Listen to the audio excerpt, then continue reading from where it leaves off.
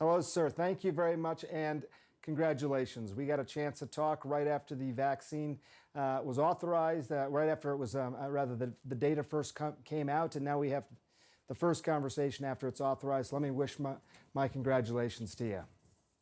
Thank you very much. And indeed, it was like yesterday that we had this discussion. Have you taken the vaccine, sir?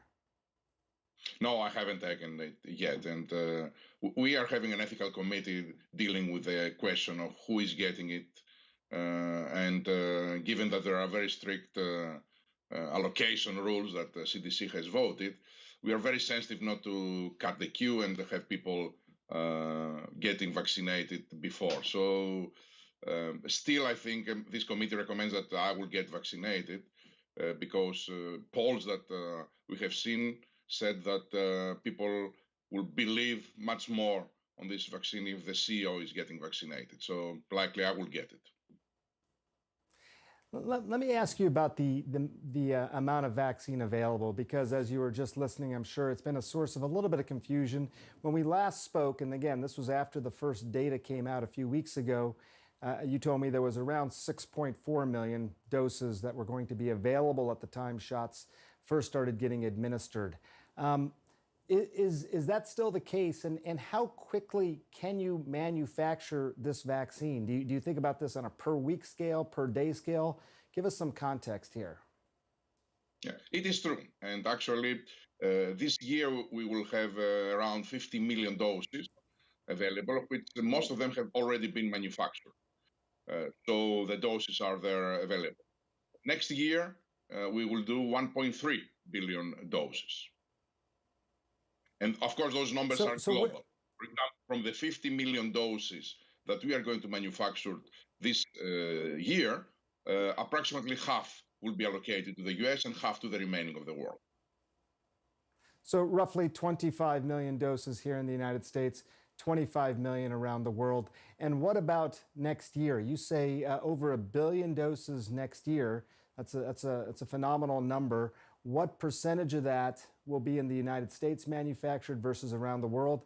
And what number will be available in the United States versus around the world?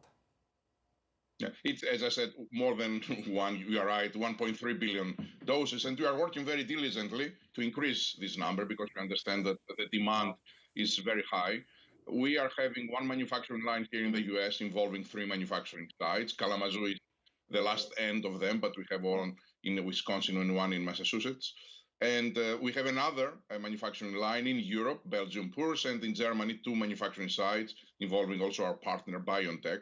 It's approximately half-half. A little bit more are produced in Europe. The European manufacturing site has higher capacity than Kalamazoo, but we are maxing capacity on both sides.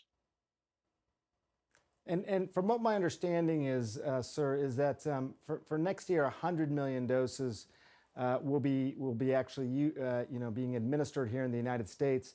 So that means, according to what you're saying, that 1.2 billion roughly will be administered in other countries around the world. Am I hearing that right?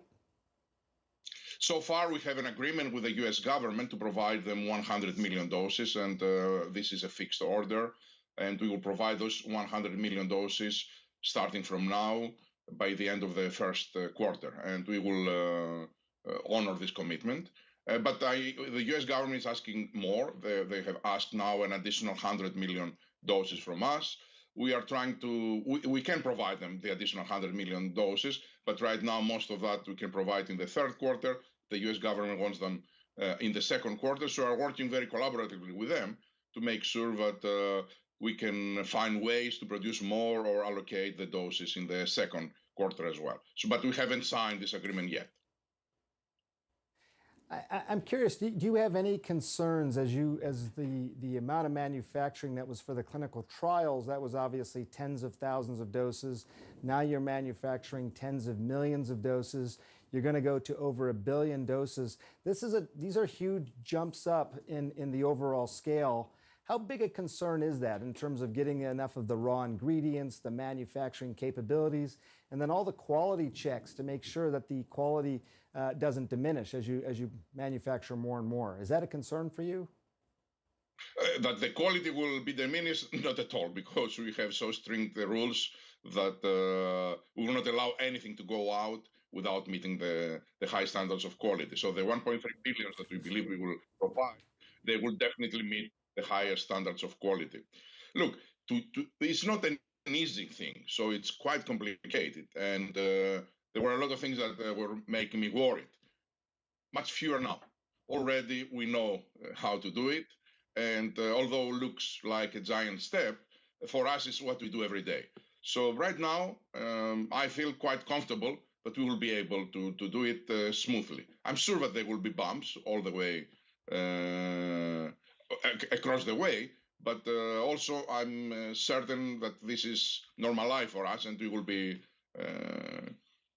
dealing with them, and then we will deliver these quantities. And as I said, I hope that we will deliver more.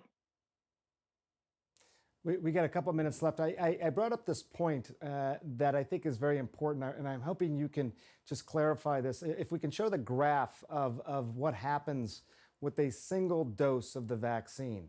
Now, I know all the trials were done on 2 doses, but I don't know if you can see this, sir, but the audience is seeing this graph from the FDA Pfizer's kit of data that went out. The red line is coronavirus cases going up without a vaccine. The blue line is about the 10-day mark after a single dose, where you see a significant flattening of new COVID cases. The single dose appears to have a lot of benefit, not as much, as it turns out, as 2 doses. But in the middle of a pandemic, do you think, and I realize it's an FDA and CDC sort of decision, but as CEO of Pfizer, do you think there's merit in the middle of a pandemic, when there's such demand, to giving 1 dose to as many people as possible, and then manufacture, just as you were describing, the second dose very rapidly to provide that dose after about 3 weeks or so? Thank you. I can't see the graph, but I have it already printed in my mind very well. It's a very, very important graph from public health perspective, because indeed shows that already from 14th day, which is 2 weeks after the first administration of the first dose, you can see the lines getting separated. And if you can measure around the 21st day, which is the day that we are giving the second dose, there is a theoretical efficacy of approximately 50%. But this is not something that we know can continue. And definitely it's not as high as the 95, is almost half of it, that you can get with the second dose. This was something that both FDA and CDC considered a lot. And they are rightly, I think, recommending that you should complete the second dose. However, it is a very, very important graph, because from public health and from epidemiological point of view, we know that we will have an impact already from the first dose. How are you spending the day today? Are you going to go see any of these people who are being vaccinated for the first time? Actually, I'm going to our vaccines research center in a few hours, and I'm going to see some of the people that made this vaccine available. It is here in New York, in Pearl River, our site, and this is where I'm going to spend most of my day today. All right, sir. Well, we thank you for spending some time with us. I know it's going to be a huge distribution and logistical challenge, one of the largest logistical rollouts we've ever seen really in our history. So we hope you'll come back and talk to us about how that's going in the days and weeks to come as well. Thank you. I will be available at your disposal. Thank you very much. All right, sir. Allison, there you have it. I mean, we're going to see how this plays out. There's certain to be some hiccups today, but I think, get a little bit more clarity on exactly how the thinking sort of shaped this rollout and what we're likely to expect.